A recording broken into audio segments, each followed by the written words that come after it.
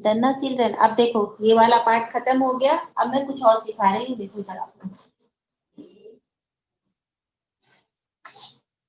अब पहले सीखो फिर हम नीचे निकालेंगे। देखो हमारे पास फॉर्मूला है चिल्ड्रन कि सिंपल इंटरेस्ट जो होता है पी आर टी अपॉन 100 होता है ना। अब इसमें से हम कुछ भी निकालना चाहे, जैसे सपोज करो मुझे आर निकालना हो, तो आर क्या हो जाएगा, सिंपल इंटरेस्ट इंटू 100, और नीचे क्या आ जाएगा पी और टी। ठीक इसी तरह से मुझे टी निकालना हो तो क्या हो जाएगा, सिंपल इंटरेस्ट इंटू 100, और नीचे क्या आ जाएगा पी और आर। फिर इसी तरह से अगर मुझे पी नहीं पता हो, पी फाइंड करना हो, तो simple interest into 100 upon R T. ठीक है ना, उसी एक फॉर्मूले से हम ये सारे फाइंड कर सकते हैं। इसी की हेल्प से अब हम क्वेश्चन 6, 7, 8 को फाइंड करेंगे, है ना। ये फाइंड फास्ट आप लोग इसको लिख लो, एक बार नोट करके फटाफट डन लिखो, फिर मैं आगे बताती हूँ।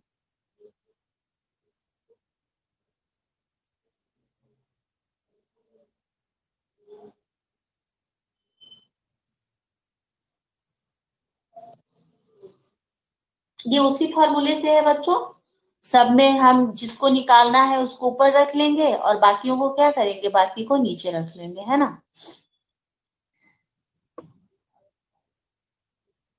अब देखो नेक्स्ट क्वेश्चन के लिए, सिक्स्थ के लिए। अब सिक्स के लिए क्या है ना बच्चों, हमें टाइम निकालना है, और क्या क्या मिला हुआ है सिक्स में। तो सिक्स में पी मिला हुआ है ₹6400, ठीक है। सिंपल इंटरेस्ट मिला हुआ है मुझे, ये मिला हुआ है 1152, और आर रेट ऑफ इंटरेस्ट मुझे मिला हुआ है 6% पर एनम, है ना। अब देखो, सॉरी, पर एनम। अब फॉर्मूला है हमारे पास टी का बच्चों, अब सिर्फ वैल्यू पुट कर देते हैं। क्या होगा 1152 इंटू 100 अपॉन पी। पी की जगह पर 6400, और रेट ऑफ इंटरेस्ट की जगह पर 6। देखो डबल जीरो से डबल जीरो कट किया बेटा, और 6 से देखते हैं कैंसिल करके शायद हो जाए, 6 1 जा 6, नहीं होगा तो फिर 2 से कर लेंगे, 6 1 जा 6, और 45 नहीं कट रहा है तो 2 से कर लेते हैं, 2 3 जा 6, और 2 से पहले 2 5 जा 10, ठीक है ना, 2 5 जा 10, उसके बाद 15, 2 7 जा 14, और फिर 12, 2 6 जा 12 हो गया। अब 3 से कैंसिल तो हो रहा है, पता नहीं इसको क्या गलती थी। 3 1 जा 3, फिर 3 9 जा 27, और 3 2 जा 6, है ना।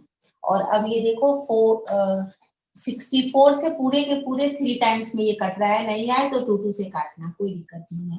तो आंसर क्या आ गया, 3 इयर्स। ठीक है ना, ये हमारा आंसर हो गया।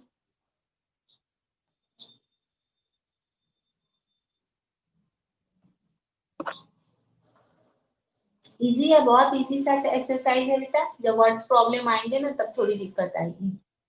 तीनों एक जैसे हैं, सेवेंथ भी वही है, एट्थ भी वही है, खुद बना लेना, है ना। इसी टाइम पे तीनों दोनों रख रख के बना लेना, कुछ भी इसमें नहीं है, आप बिल्कुल इजीली बना सकते हो। अब नाइन्थ बता देती हूँ मैं। नाइन्थ 10th 11 तीनों एक है बच्चों।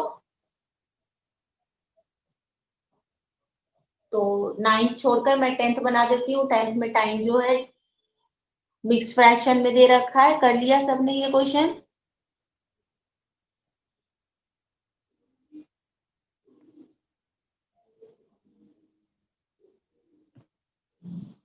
और फॉर्मूला तो अपने पास है ही चिल्ड्रन, सब हमने एक साथ ही कर लिया है, हमें मालूम है एक ही फॉर्मूले से सब फाइंड हो रहा है ना।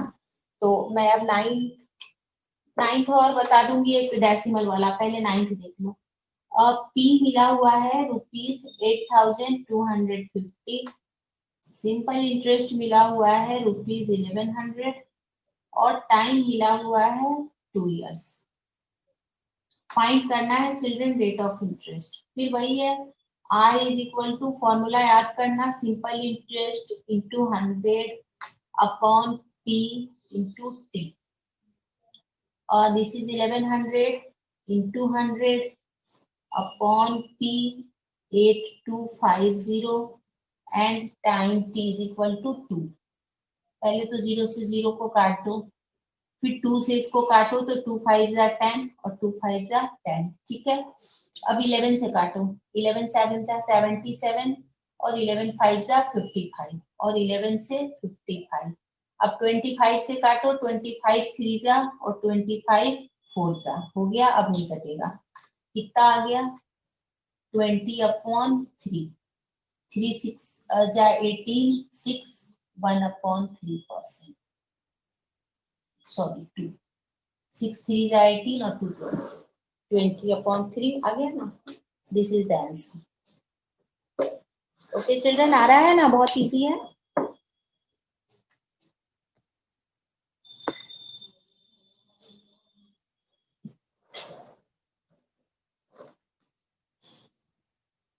सबको आ रहा है समझ में, किसी को कोई दिक्कत नहीं है?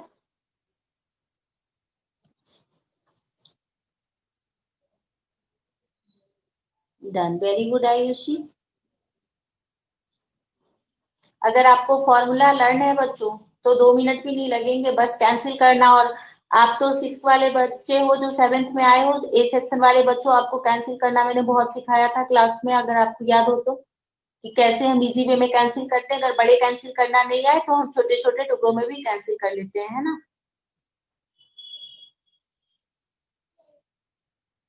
कर लोगे बच्चों 10 और 11, या 11 बताऊं? फास्ट मुझे बताओ, 11 डेसिमल में है, बता दूं या आप कर लोगे question number 11? Tell me children, 11 बताऊं या आप 11th कर लोगे?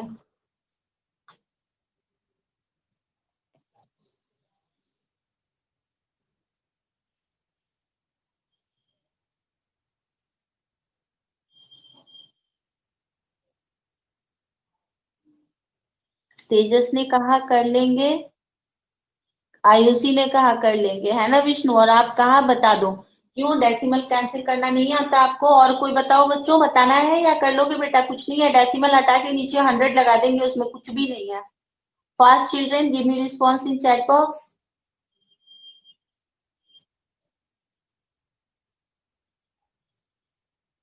वेरी गुड तेजस, आयुषी, आप एक बार ट्राई तो करो, नहीं हो तब मैम से पूछो, है ना। नेक्स्ट वर्ड प्रॉब्लम बताऊं मैं? बता दूं, मुझे पता था उपलब्धि। जब तक आप कैंसिल करना नहीं सीखोगे तब तक ऐसे ही बोलोगे मैम बता दो, है ना। देखो,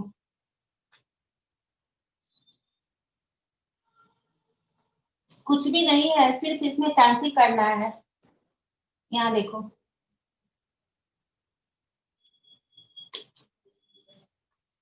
3560।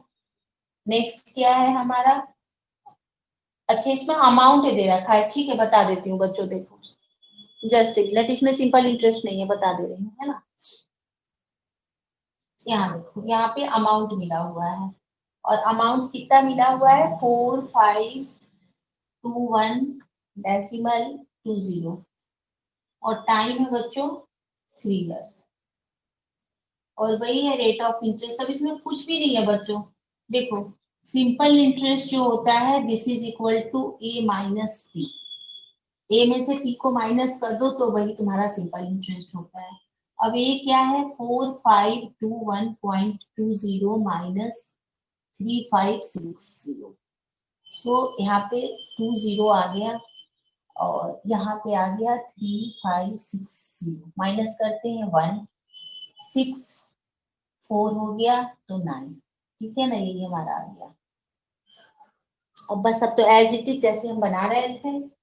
अब 961.20 इंटू 100/3560 इंटू 3।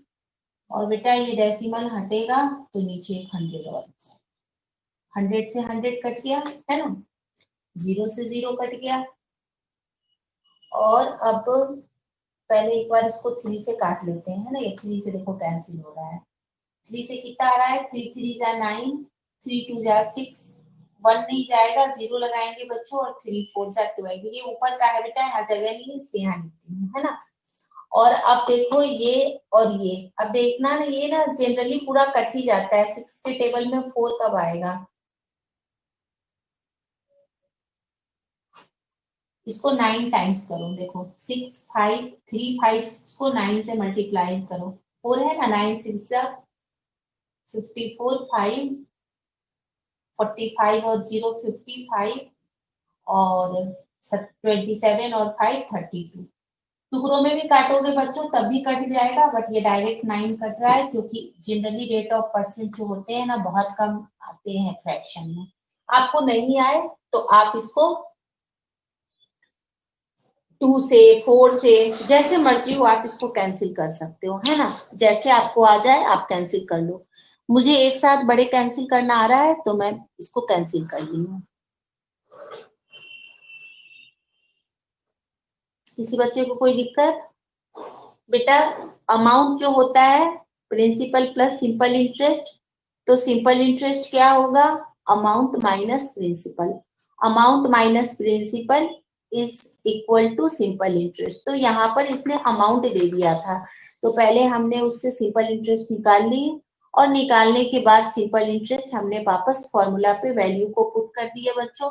और मेन तो इसमें कैंसिल करने का और सिंप्लीफाई करने का रूल है बच्चों, जितने आराम से सिंप्लीफाई करोगे उतने जल्दी ही आपका बन जाएगा।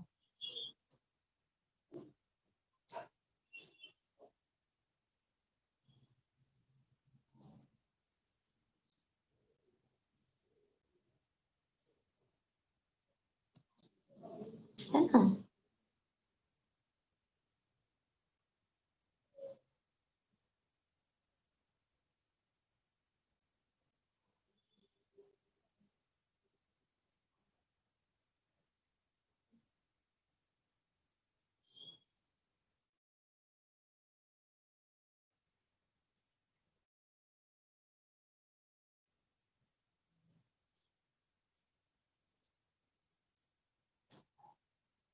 हर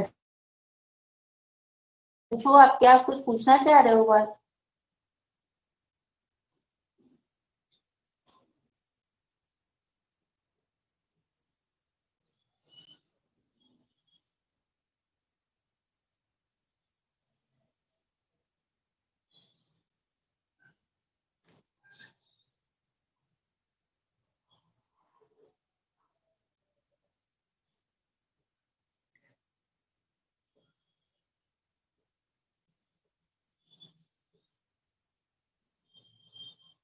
हो गया बच्चों डन?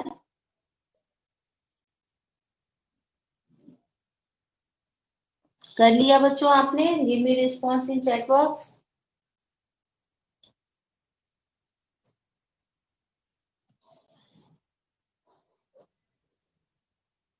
सबने कर लिया? एक प्रॉब्लम और समझा रही हूँ चिल्ड्रन, इधर देखो।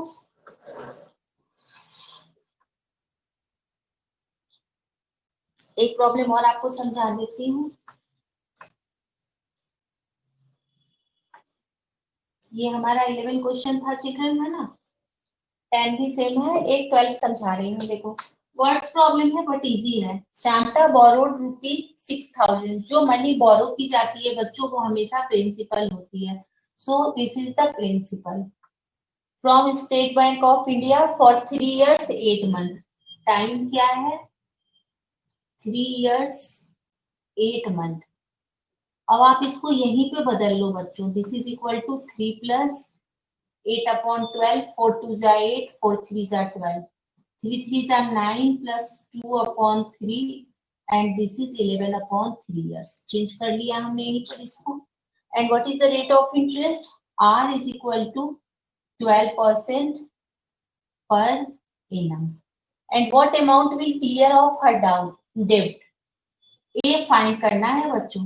तो पहले तो एसआई निकालेंगे, SI is equal to PRT upon 100 and this is 6000 into R12 into T 11 और नीचे 100 into 3, डबल जीरो से डबल जीरो कैंसिल हो गया और 3 4 जा 12, 60 into 44। अब कितना हो गया, 60 into 44 0, 6 4 जा 24, कैरी 2, 6 4 जा 24 और 2 26। कितना अमाउंट लौटाना होगा, तो A is equal to P plus S I, है ना। P कितना है 6000 और प्लस 2640 दिख रहा है ना आपको?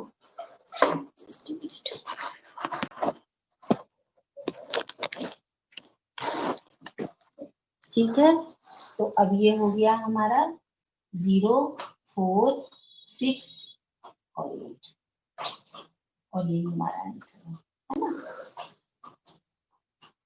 ठीक है चिल्ड्रेन, आगे आप सबको समझ में, टाइम भी आपका ओवर हो चुका है। आप होमवर्क में 12 तक कंप्लीट कर लेना, 13 से हम नेक्स्ट क्लास में डिस्कस करेंगे, है ना children.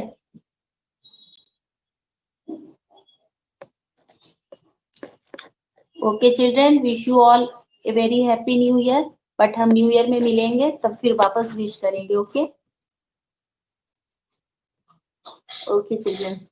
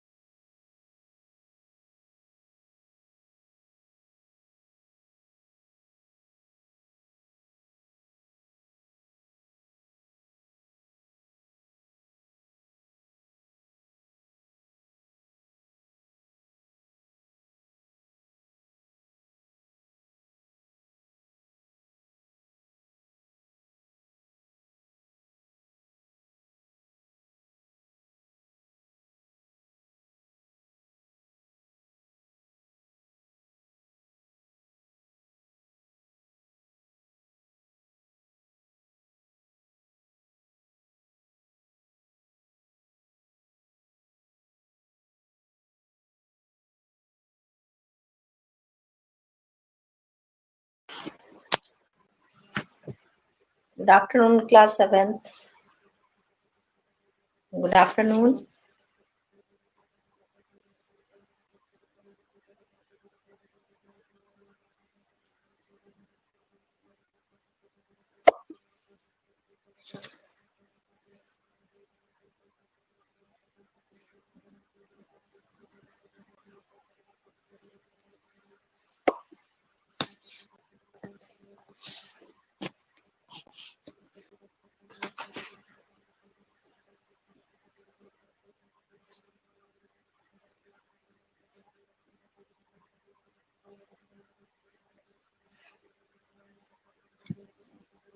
Once again, good afternoon all of you and happy new year in advance, क्योंकि कल हमारी क्लास नहीं होगी,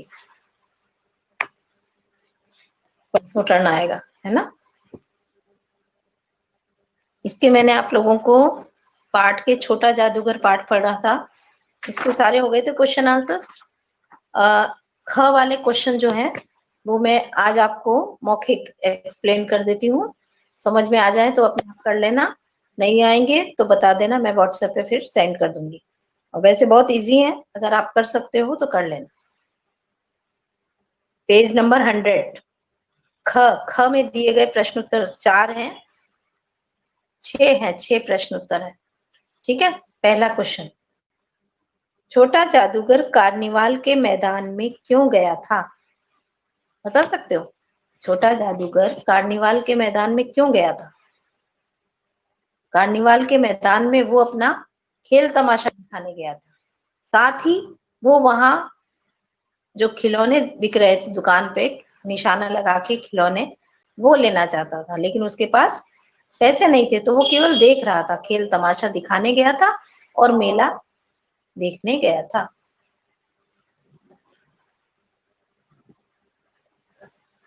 दूसरा प्रश्न, छोटा जादूगर खेल तमाशा क्यों दिखाता था? छोटा जादूगर खेल तमाशा क्यों दिखाता था? क्योंकि खेल दिखाना उसकी जीविका थी। उसके पिता जो थे वो जेल में चले गए थे, माता जो थी वो बीमार थी, और अपने माता की दवाई के लिए और अपना पेट भरने के लिए उसको कमाना पड़ता था। इसलिए वो खेल, छोटे मोटे खेल तमाशे दिखाकर अपना पेट पालता था। मैं भेज दूंगी इसके क्वेश्चन आंसर्स, है ना, आप सुन लो, फिर हम नया चैप्टर पढ़ेंगे। बालक को आवश्यकता ने कितना शीघ्र चतुर बना दिया? लेखक ने ऐसा क्यों कहा? बालक को आवश्यकता ने कितना शीघ्र चतुर बना दिया? तो छोटा सा बालक जो था, लेखक ने ऐसा इसलिए कहा क्योंकि उस बालक के ऊपर बहुत कम उम्र में ही अपना पेट पालने का जो भार था वो आ गया। अपना पेट उसे स्वयं पालना था, अपनी बीमार माँ का इलाज कराना था, तो उसके ऊपर जिम्मेदारियां बहुत कम उम्र में ही आ गई थी। पिता जेल चले गए थे, तो जिस तरीके से, जिस तरह से वो अपना खेल तमाशा दिखा रहा था, अपने बोलने की कला से लोगों को मनोरंजन कर रहा था कि भालू बनाने चला, बिल्ली रूठ गई, ये सब आवश्यकता ने उसको समय से पहले ही समझदार कर दिया। ये देखकर लेखक ने ऐसा कहा कि आवश्यकता ने उस बच्चे को समय से पहले ही बड़ा बना दिया। वो बिल्कुल बड़ों की तरह कुशलता से खेल दिखा रहा था, बातें कर रहा था, तो अपनी बातों से लोगों को हंसा रहा था। ये देखकर उन्होंने कहा, ठीक है। आज तुम्हारा खेल जमा क्यों नहीं? छोटे जादूगर ने इसके उत्तर में क्या कहा?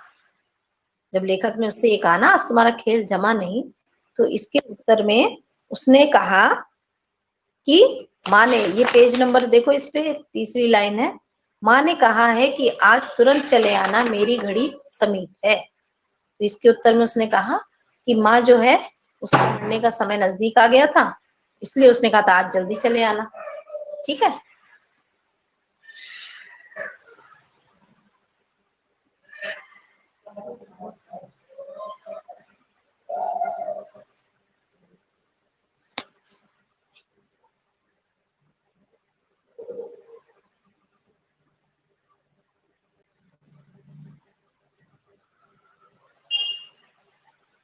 मरने की घड़ी समीप आ गई थी और माँ ने कहा था जल्दी चले आना, आज जल्दी चले आना, क्योंकि उसकी माँ को पता था उसका अंतिम समय है और वो बेटे को देखना चाहती थी। तो इसके उत्तर में जैसा उसने कहा है बिल्कुल एज इट इज ही आपको इन्वर्टेड कॉमा में लिखना है। तो बिल्कुल थर्ड लाइन जो है वो पूरी आपको इन्वर्टेड कॉमा लिख देनी है कि छोटे जादूगर ने इसके उत्तर में कहा, फिर इन्वर्टेड कॉमा माँ से लेकर समीप है तक, इन्वर्टेड कॉमा बंद। ठीक है। फिर है नेक्स्ट, कहानी के आधार पर छोटे जादूगर की चारित्रिक विशेषताएं लिखिए। छोटा जादूगर के चरित्र की कौन कौन सी विशेषताएं आती हैं? तो सबसे पहली बात, वो छोटा सा बच्चा बड़ा स्वाभिमानी था, निडर था, वाक्पटु था, बोलने में बड़ा कुशल था और जिम्मेदारियों को समझता था।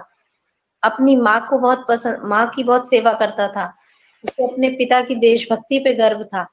तो बहुत सारी बातें हैं, मैं आपको ये आंसर दे दूंगी, आप ये व्हाट्सएप पे आपको दे दूंगी, आप वहां से देख के कर लेना। ठीक है। अच्छा, प्रस्तुत कहानी से हमें क्या सीख मिलती है?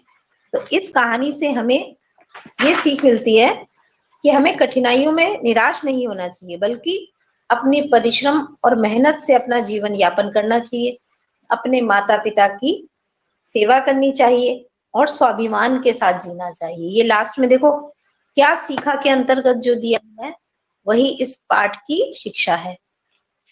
ठीक है ना, क्या सीखा दिया हुआ है ना कहानी के एंड में, 2 लाइन नीचे, वही प्रस्तुत कहानी से हमें यह सीख मिलती है ना।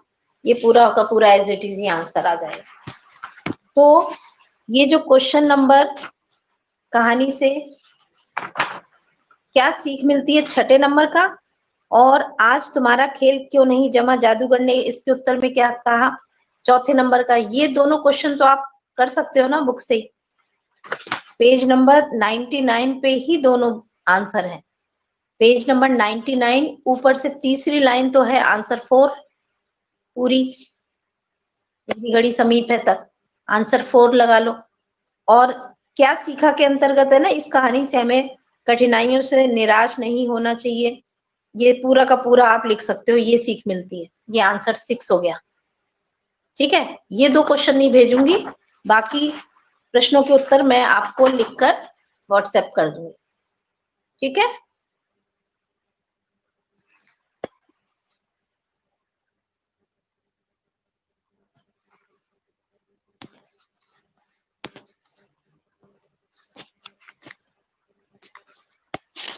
आयुषी पेज नंबर 99 पर तीसरी लाइन आंसर 4 है। और क्या सीखा, जहां वो एक छोटी सी लड़की बनी किताब पढ़ रही है, क्या सीखा दिखा, उसके नीचे 2 लाइन है, ये दोनों लाइन आंसर 6 है। ठीक है, आंसर 4 और आंसर 6 मिल गया।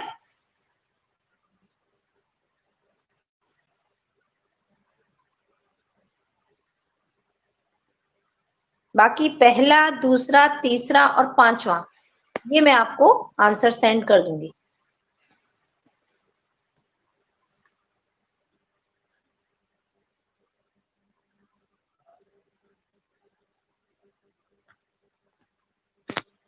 बेटा पेज नंबर 99 ऊपर से तीसरी लाइन, माँ ने कहा है कि आज तुरंत चले आना, मेरी घड़ी समीप है, ये है आंसर 4। शुरुआत कैसे करोगे कि इसके उत्तर में उसने कहा, पूछा ना लेखक के उत्तर में उसने क्या कहा, तो आप लिखोगे उसने कहा या छोटे जादूगर ने कहा और फिर ये लाइन लिख देना। क्लियर? तो चौथा और छठा प्रश्न खुद करेंगे, बाकी सारे मैं आपको भेज दूंगी। अब चलते हैं हम पाठ 12 स्टार्ट करते हैं आज। पाठ 12 रेडी?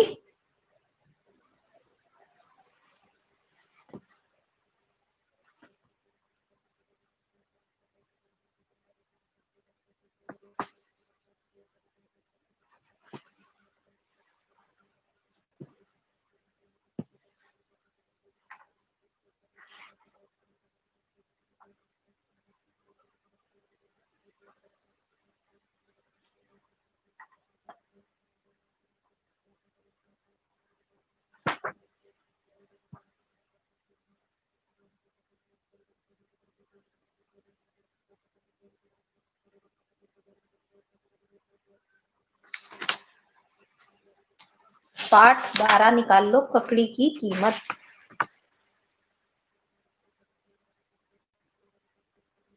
अध्ययन प्रायोजन, दिखावे की संस्कृति पर कटाक्ष और झूठी शान पर व्यंग। यानी ये जो पाठ है इसके अंदर आप पढ़ेंगे कि किस तरह लोग जो हैं वो दिखावे की प्रवृत्ति रखते हैं, दिखावा, शो ऑफ करते हैं। और क्या शान और शौकत का दिखावा करना सही है? इस तरह से जो अपनी शान और शौकत, अपनी रईसी दिखाते हैं, क्या वो सही है? अच्छा, ककड़ी की कीमत, तो ककड़ी की बात आएगी तो ककड़ी कौन से मौसम का फल है जानते हो? गर्मियों का। और पाठ के शीर्षक से क्या पता चलता है? ककड़ी की कीमत, कि इसमें ककड़ी की कीमत की बात होगी। ककड़ी बहुत सस्ता होता है, वैसे तो सस्ती चीज है, इतना कोई महंगा फल नहीं है। अब अध्याय परिचय देखो, पाठ 12 ककड़ी की कीमत, पेज नंबर 103, पाठ परिचय पढ़ रही हूँ। रेडी? आप सब लोग रेडी हो नया लेसन पढ़ने को?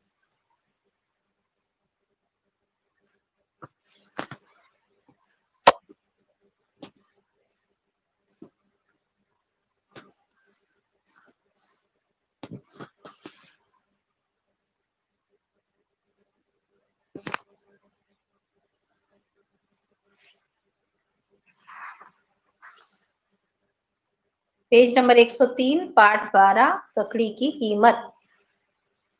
रईस समाज में दिखावा प्रमुख है, झूठी शान शौकत का घमंड रखना, और दूसरों की अपेक्षा स्वयं को बड़ा रईस सिद्ध करने का कोई मौका न छोड़ना ही प्रतिष्ठा माना जाता है।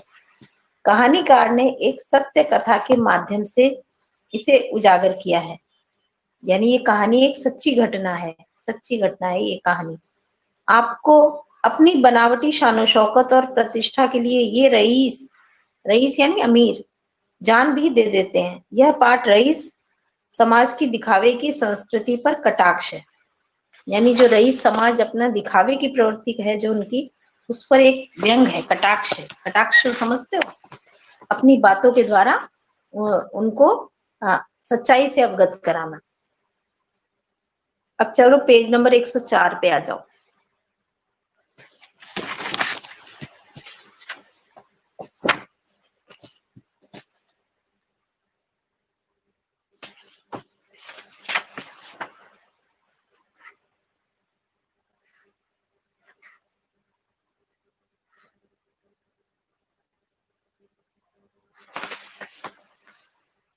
आप लोग रेडी हो सब? Page number 104।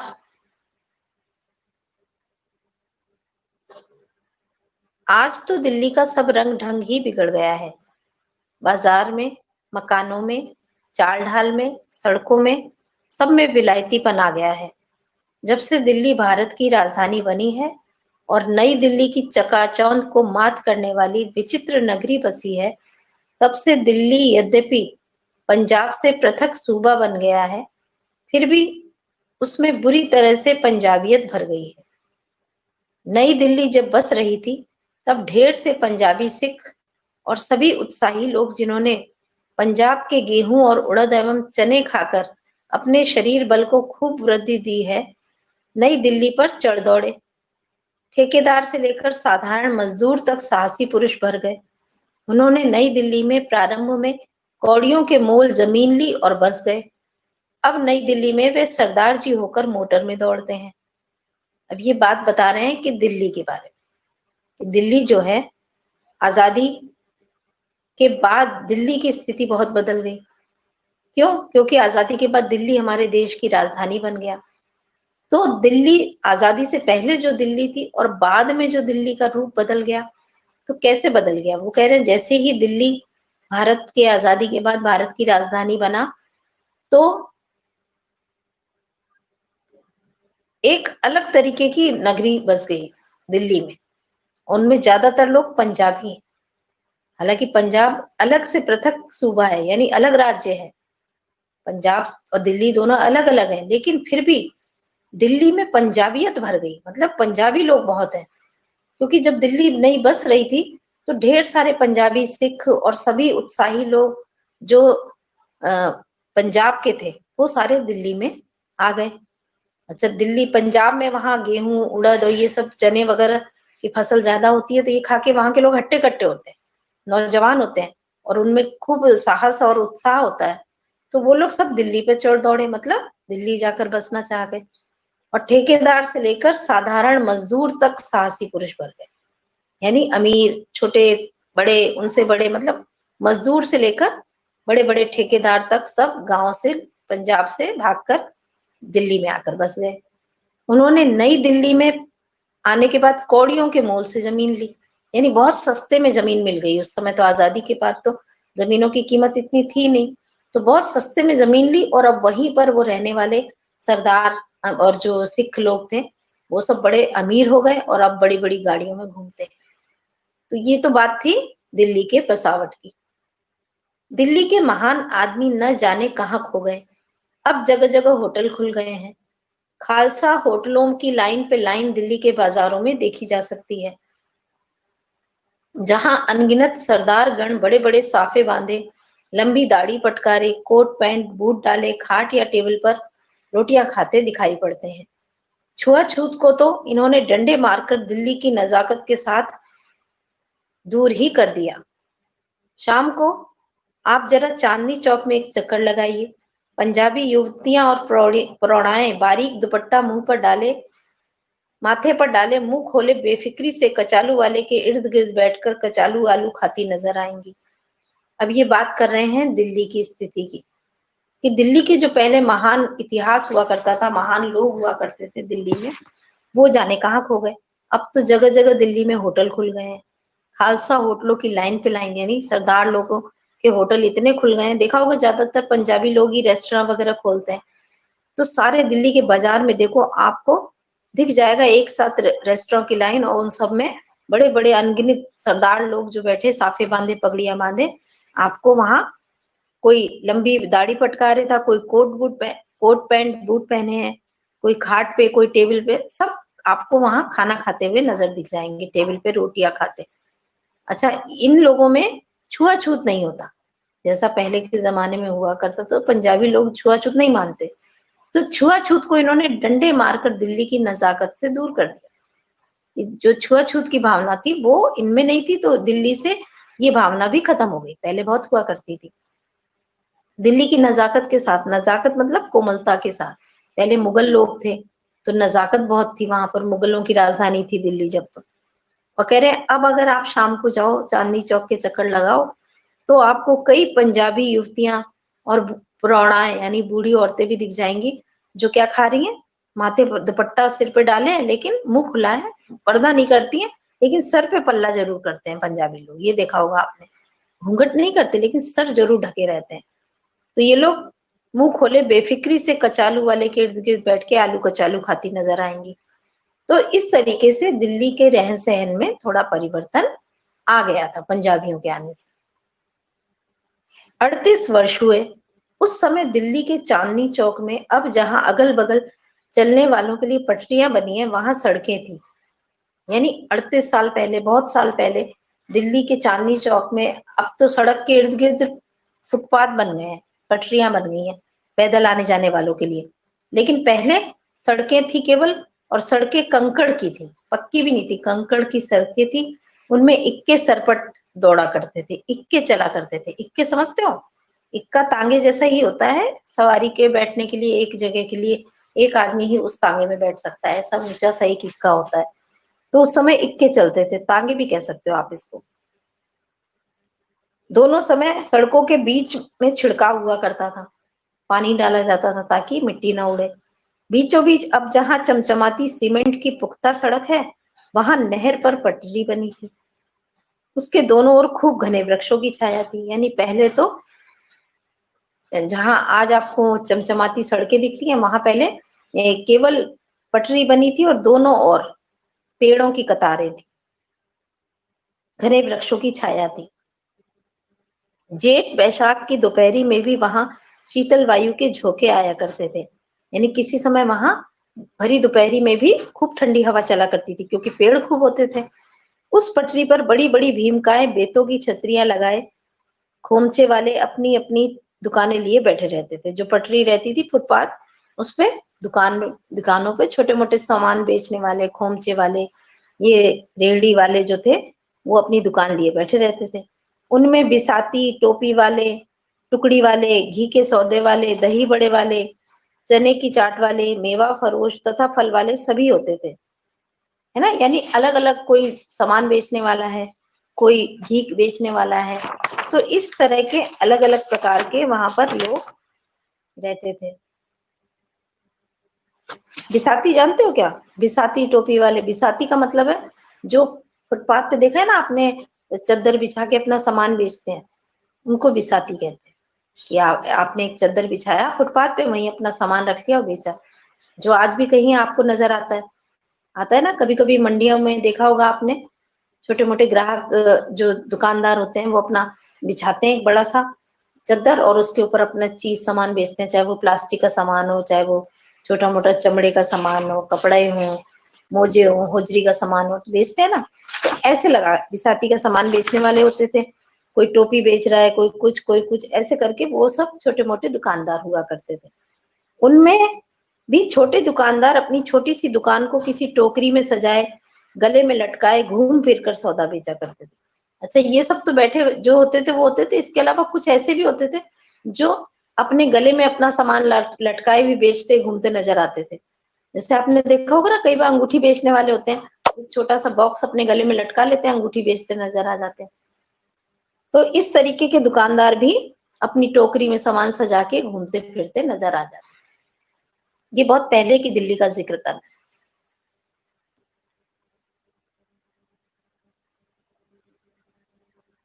होजरी के आइटम में बेटा मोजे और जो ये आप लेते हो ना सॉक्स वगैरह, रुमाल, ये सारी चीजें आती है होजरी के आइटम में। अंडरगारमेंट्स हो गए आपके, या आपके मोजे हो गए, इस सामान को होजरी का सामान बोलते हैं, है ना। अब आ जाओ पेज नंबर 105 पर। Page number 105। सैकड़ों आदमी उन वृक्षों की घनी छाया में पड़े हुए थकान उतारा करते थे। घंटाघर के सामने कमेटी की संगीन इमारत के आगे अब जहां महारानी विक्टोरिया की मूर्ति रखी है, वहां कोल पत्थर का एक विशालकाय हाथी खड़ा था, जिसे जयमल फत्ते का हाथी कहकर बूढ़े आदमी उस पटरी पर वृक्षों की ठंडी छाया में लेटे हाथी भांति के किस्से कहानी कहा करते थे। यानी कि उस समय पेड़ जो बड़े बड़े हुआ करते थे, उसकी छाया में बहुत से लोग जो थे बैठ के थकान उतारते थे। घंटाघर जो बना हुआ था, वहां पर कमेटी के सामने, संगीन इमारत के सामने जहां मूर्ति रखी थी, वहीं पर एक बड़ी सी हाथी की भी मूर्ति थी, जिसे लोग कहते थे जयमल फत्ते का हाथी है ये, जयमल फत्ते का। और बूढ़े आदमी उस पटरी पर वृक्षों की ठंडी छाया में लेट जाते थे और किस्से कहानियां कहा करते थे।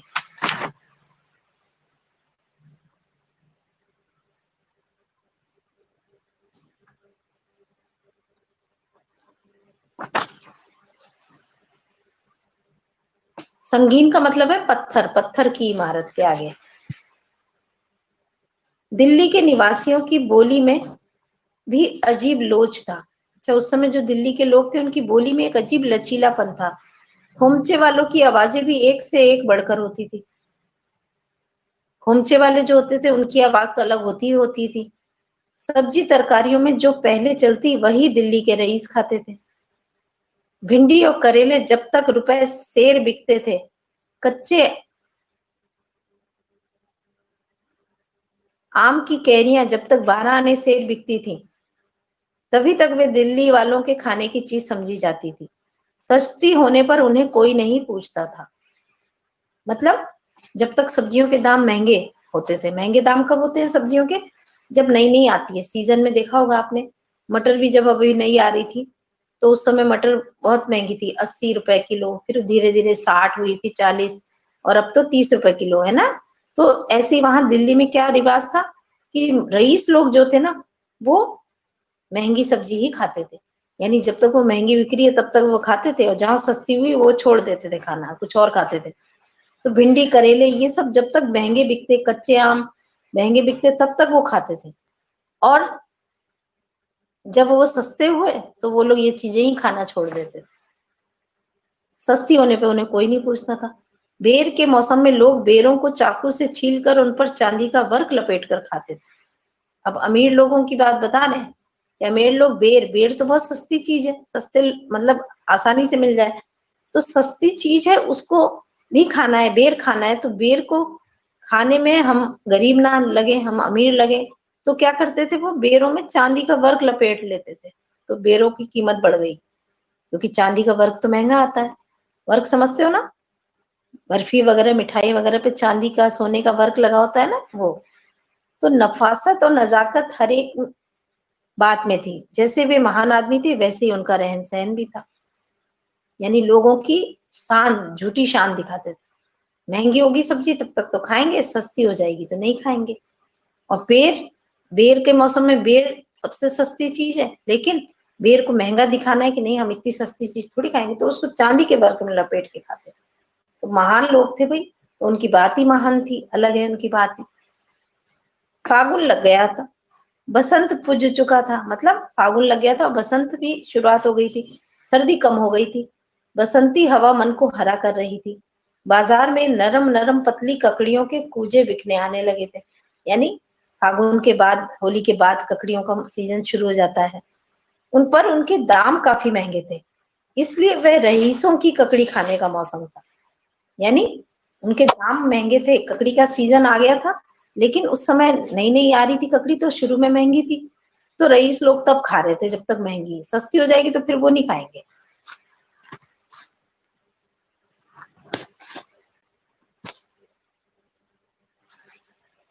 इसीलिए वह रईसों की ककड़ी खाने का मौसम था। एक जवान कुंजड़ा सिर पर नारंगी साफा बेपरवाही से बांधे, आंखों में सुरमा और मुंह में पान की गिलोरियां दबाए, कमर में चौखाने का तहमद और पैर में फूलदार जूता पहने ककड़ियां बेचता पटरी पर मस्तानी अदा से घूम रहा था। कुंजड़ा बोलते हैं सब्जी बेचने वाले को। तो एक जवान सब्जी बेचने वाला था, नारंगी साफा बांधा था, बेपरवाही से मतलब ऐसे ही उल्टा सीधा बांध रखा था, ढंग से नहीं बांधा था। आंखों में उसके सुरमा लगा था, मुंह में पान की किलोरी थी और कमर में चौखाने का तहमद था। तहमद यानी कुर्ते के ऊपर पहनने वाली जैकेट टाइप होती है ना, ये था। पाँव में फूलदार जूता था और बड़ी मस्तानी अदा से मस्त होकर ककड़ी बेच रहा था। ठीक है,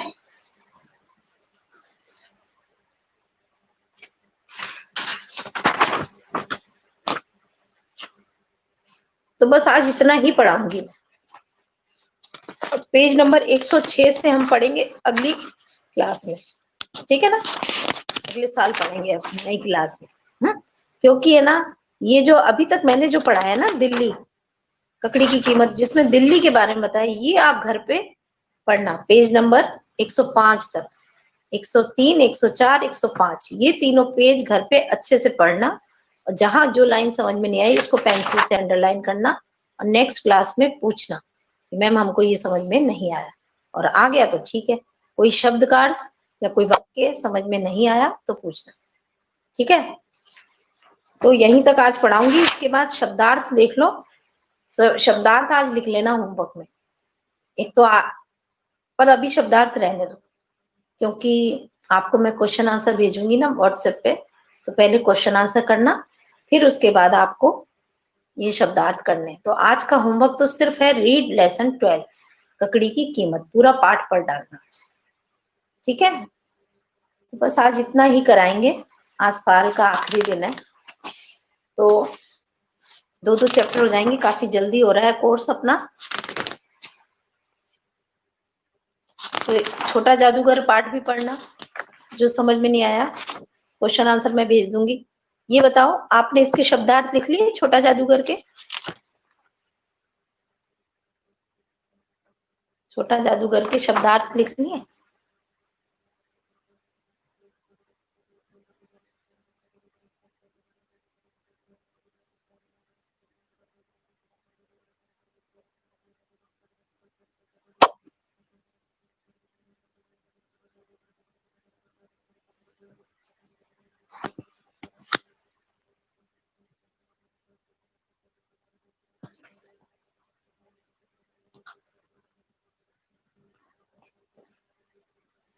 ठीक है।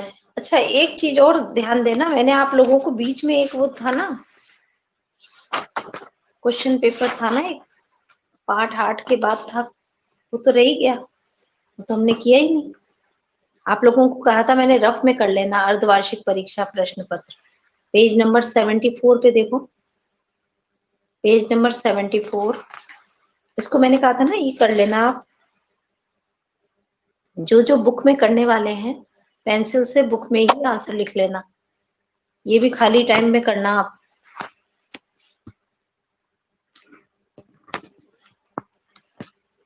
तो ये भी करेंगे क्योंकि एग्जाम में आपका मैं इसमें से क्वेश्चन आंसर लूंगी, तो जो कर लेंगे बच्चे उनके लिए फायदा रहेगा, ठीक है।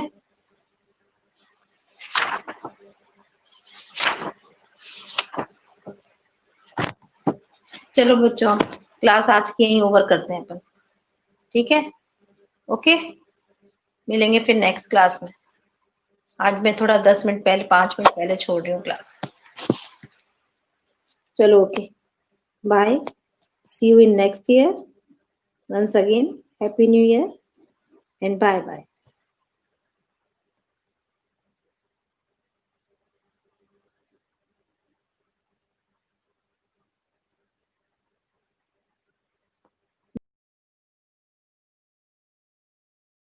करने जा रही हूँ फोन अपना